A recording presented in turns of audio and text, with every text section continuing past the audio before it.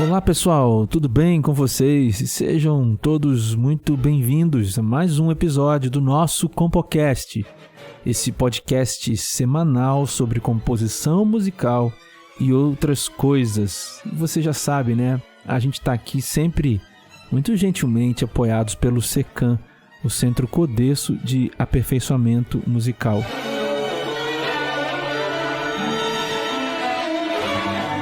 Bom, nessa semana, nesse episódio de hoje, eu gostaria de falar sobre a relação entre a simplicidade e complexidade. Gostaria de pensar um pouco e provocar a gente alguns pensamentos, né, umas reflexões sobre isso, sobre a simplicidade e a complexidade. E há, estranhamente, essa crença popular, digamos assim, de que aquilo que é complexo é melhor, né?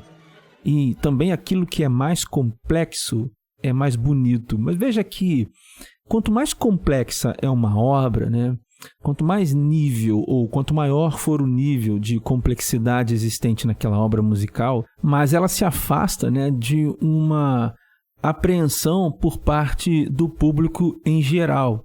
Em outras palavras, quanto mais complexa é uma obra, quanto maior nível de complexidade, mais difícil de compreender.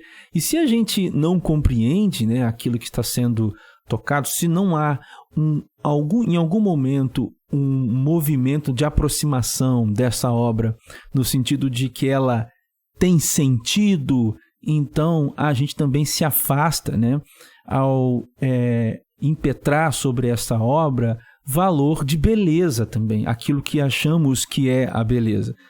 Você compreende? Então veja só, né? Na crença popular, assim, o que é mais complexo é melhor e mais bonito, mas por outro lado, em outra mão, aquilo que é mais complexo está mais distante do público em geral. Bom, e para exemplificar isso que nós estamos falando aqui agora, eu vou colocar para tocar e para a gente ouvir um trecho de um quarteto de cordas, mais precisamente o quarteto de cordas número 2, de um compositor inglês vivo chamado Brian Ferneyhough.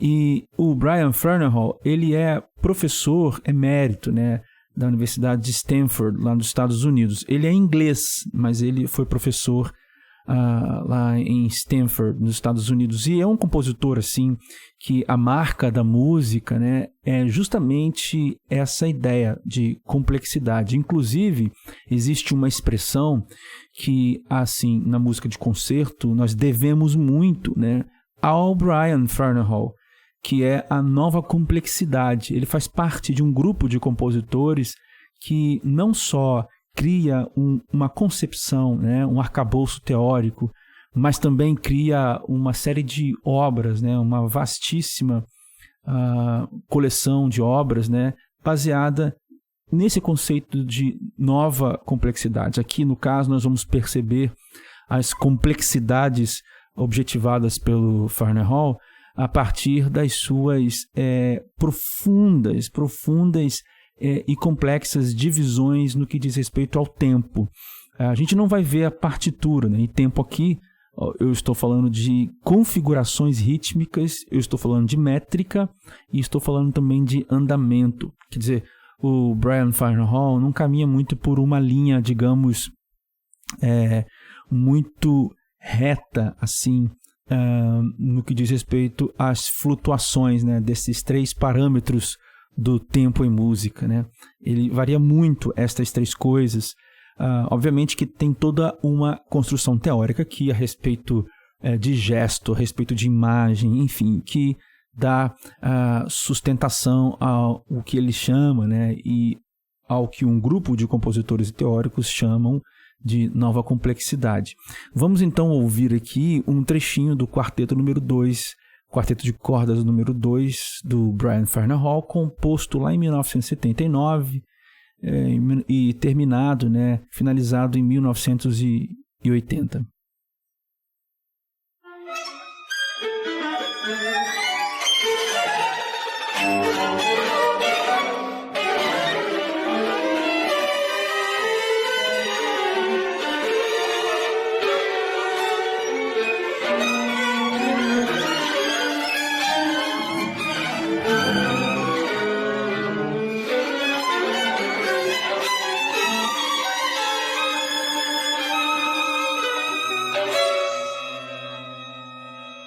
Bom, acho que ficou bem claro para você o que é essa ideia, então, da complexidade, né? É claro que falar da música do Brian Farner Hall é uma tarefa muito difícil e de maneira nenhuma aqui existe uma tentativa, né, de fazer um julgamento do belo, né? Não, eu tenho dificuldades, inclusive, com isso. Aliás, há episódios aqui em que nós discutimos o que é o belo, né? Então, não tem nada a ver com isso. É só mesmo uma exemplificação do que é a complexidade, né, empregada em composição musical e, sobretudo, na música de concerto. E aí fica claro para a gente que essa música, a gente consegue perceber, né, como ela é complexa, né?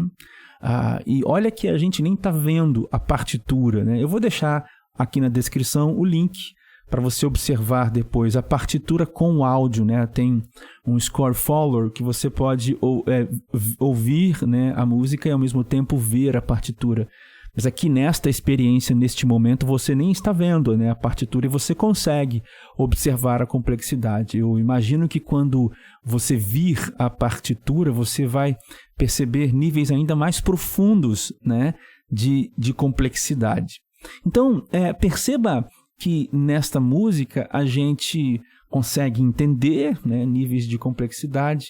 Ao mesmo tempo, a gente se distancia, né, dela no sentido de trazer para a nossa escuta musical uma certa identidade, né? Isso eu creio que seja porque a gente, obviamente, né, cresce e desenvolve enquanto seres sociais, né, num meio onde no mainstream, assim, daquilo que se ouve musicalmente, né, e aqui eu digo musicalmente, comercialmente, industrialmente, artisticamente, e tudo isso, né, envolvido dentro desse termo musicalmente, ou seja, músicas que caminham para uma falta ou uma atitude muito clara de evitar, né, a complexidade.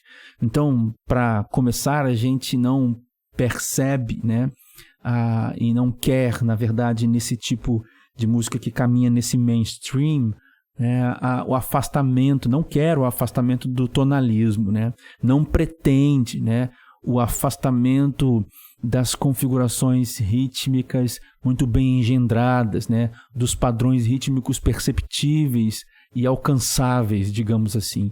Então, a gente vive num mundo que nos constrói a perceber músicas, né, que caminham na contramão da complexidade. E é por isso que a gente também não consegue construir, né, um sentido mais próximo, porque fica longe daquilo que a gente possibilita sentido pelas sensações, né? Então, você veja, por exemplo, o caso dos filmes. Eu tenho certeza que muitos dos que ouviram esse trecho do Brian Farner Hall agora, que não são músicos profissionais, disseram assim: nossa, parece música de filme. Nossa, parece música de desenho. Veja quantas obras eu já escrevi, quantas e quantas, e apresentei para pessoas que não são músicos, não são da academia, né? Não são assim músicos profissionais da música de concerto, e falam assim: nossa, parece música do desenho do Tom e Jerry. Nossa, parece música de filme, parece filme de suspense, parece filme de terror e tal, e não sei o quê. Então, percebe que dar sentido tem uma ligação muito grande com essa questão da sensação. É claro que aqui a gente já está pisando nos maravilhosos, profundos e convidativos terrenos da cognição musical,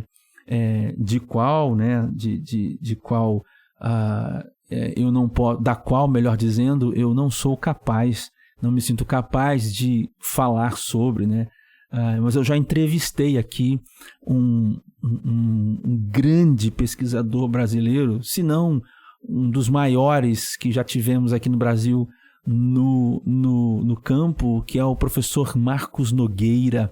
Ele é compositor e também caminha muito nessa área da cognição, né? Vale a pena conferir.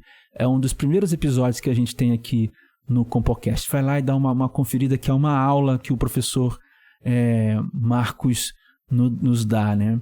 Bom, então, veja a dificuldade que o compositor se encontra. Ele, então, precisa ser complexo, ao mesmo tempo ser simples.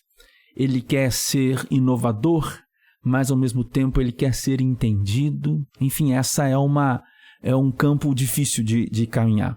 E aí eu trouxe como contra-exemplo, então, um campo da composição musical que tem me chamado muita atenção e que certamente eu farei outros episódios sobre, dedicarei episódios assim muito específicos a esse tema no futuro, que é o piano pedagógico. E o que é essa ideia de piano pedagógico, né?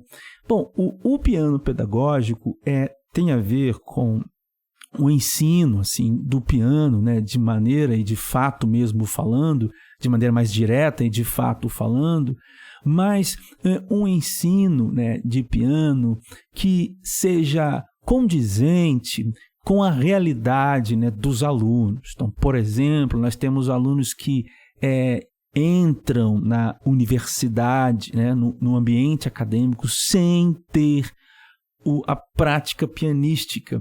E esses alunos, eles precisam passar pelos caminhos do ensino do piano, mas por caminhos que sejam pedagogicamente construídos, né, que valorizem esse próprio caminho, né, esse próprio esforço, no sentido de construir, né, um pianista ou um professor de música que utilizará o piano, ou um compositor que vai utilizar o piano como seu instrumento principal.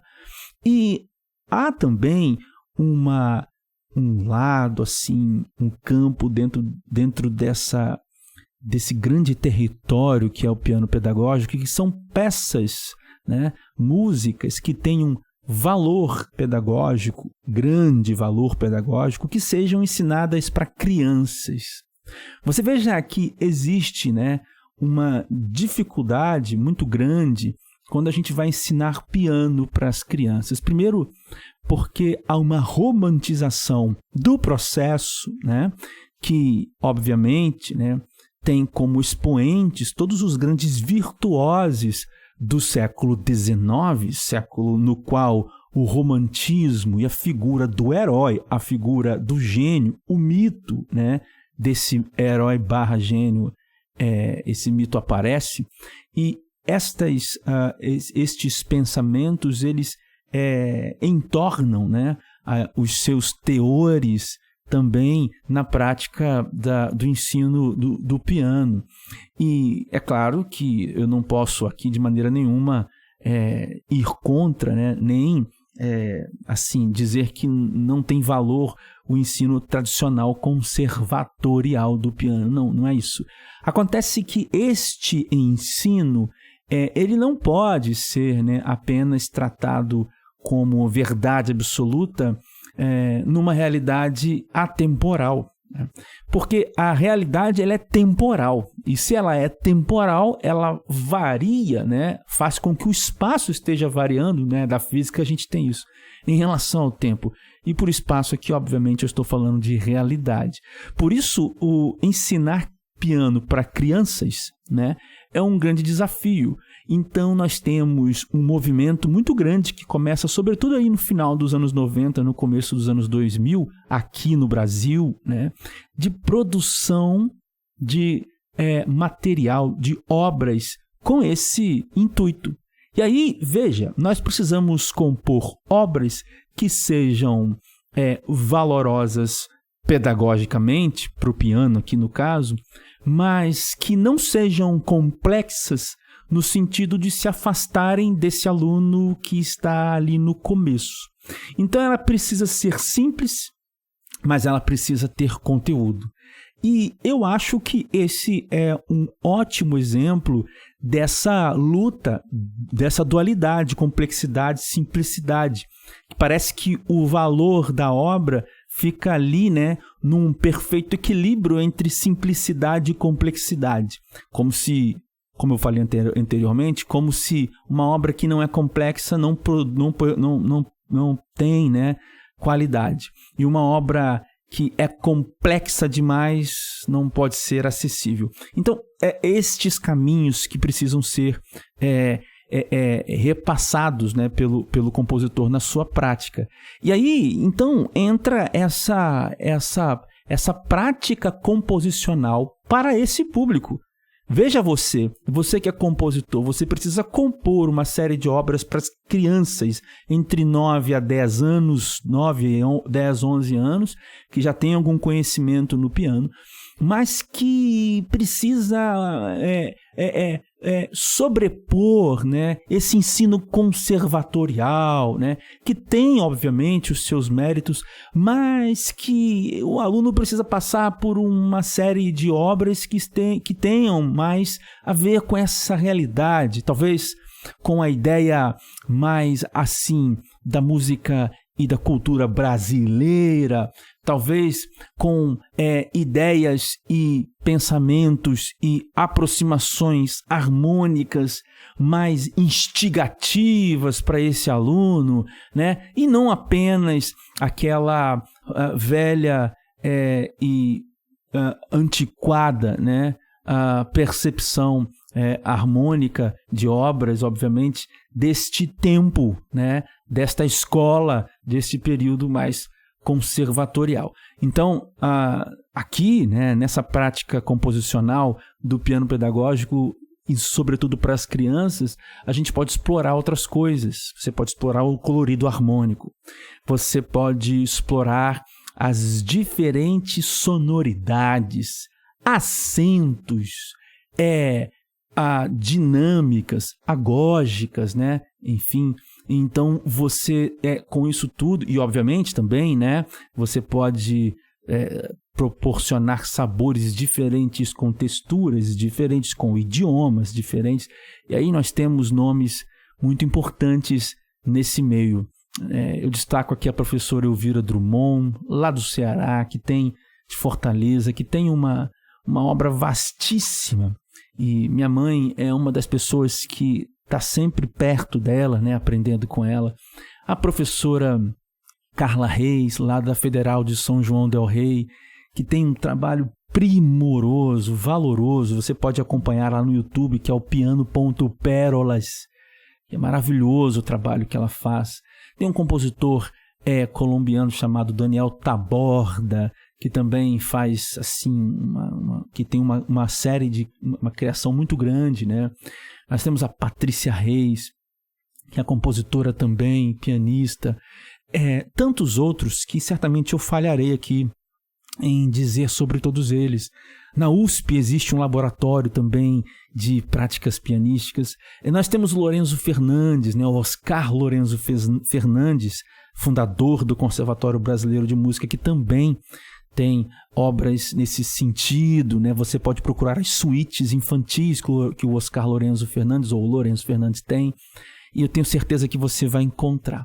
Bom, mas o que eu quero trazer então como parte final aqui deste episódio é uma obra que eu escrevi, e ela se chama Soldadinho de Pedra. Soldadinho de Pedra. E ela se encaixa nesse contexto. O que eu pretendi fazer aqui foi compor uma obra que seja simples, mas que ela possa caminhar ali no limite da complexidade para esse tipo de aluno, para esse tipo de público. Eu procuro a complexidade aceitável, digamos assim, e que seja uma novidade para esse aluno que está estudando a peça, esta criança entre 9 a 10 anos, 9 a 11 anos, novidade percebida pelas cores harmônicas, novidade percebida pelas escalas com notinhas diferentes, não tão usuais, novidades percebidas pelas texturas, pelas diferenças entre texturas. Enfim, há gostos aqui que são trabalhados a partir dessa ideia. E essa peça ela fica justamente ela está justamente no meio dessa questão da simplicidade e da complexidade. Eu gravei essa peça e vou colocar para que você possa escutá-la agora. Vamos ouvir Soldadinho de Pedra, de minha autoria.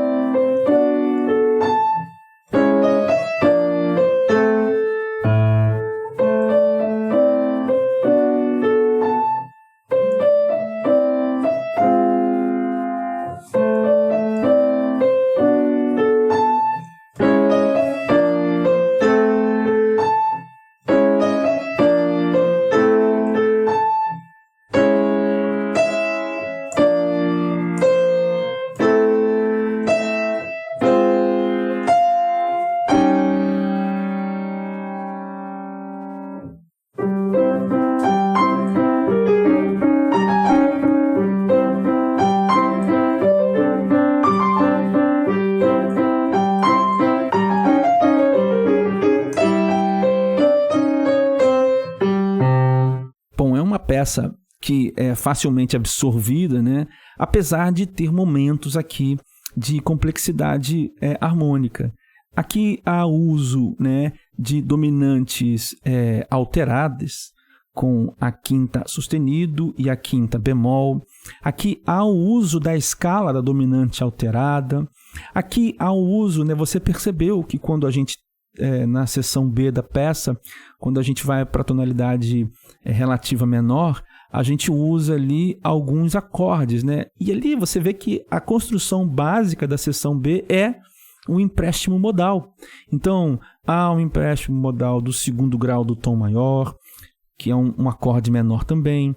Há o empréstimo modal do terceiro grau da tonalidade maior, que é um acorde menor. Eu estou falando de Lá menor, que é o tom original, e Dó sustenido menor, que é o empréstimo modal lá de Lá maior. Depois nós temos o bemol 2, que é um acorde de Si bemol. Você percebeu aí, né?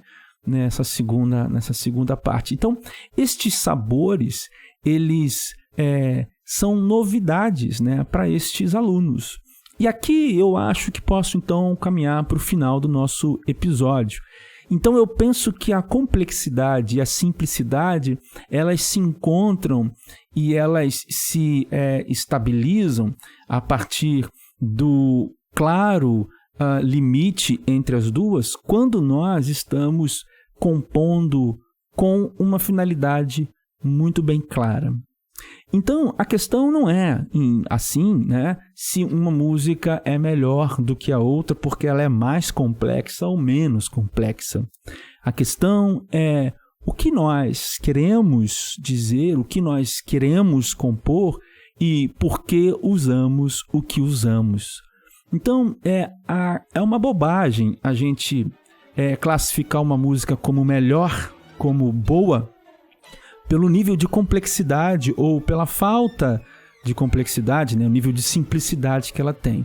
A questão não é essa. A questão é como o compositor usa as ferramentas que tem.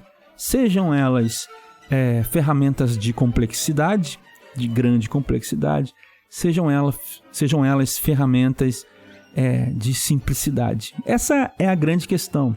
Essa é a minha provocação para você aqui hoje nesse episódio, para você que é compositor. Então não procure sempre ser complexo. Procure sempre usar com muita clareza as ferramentas que você vai usar, isto é, elenque, né? Faça um elenco das ferramentas que você vai usar com muita clareza dos objetivos que você quer. E ao usá-las, seja criativo, seja bastante, digamos, aprofundo na utilização das ferramentas. É aí que eu acho que a gente resolve a questão da simplicidade e da complexidade.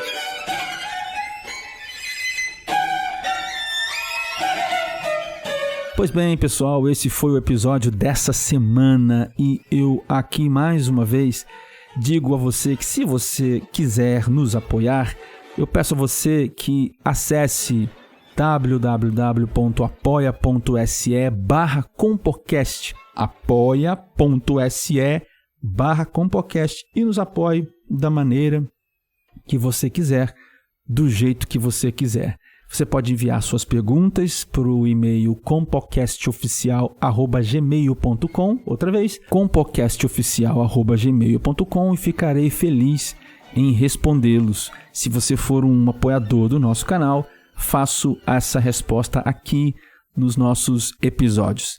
Bom, por hoje é isso. Era isso que nós tínhamos para falar.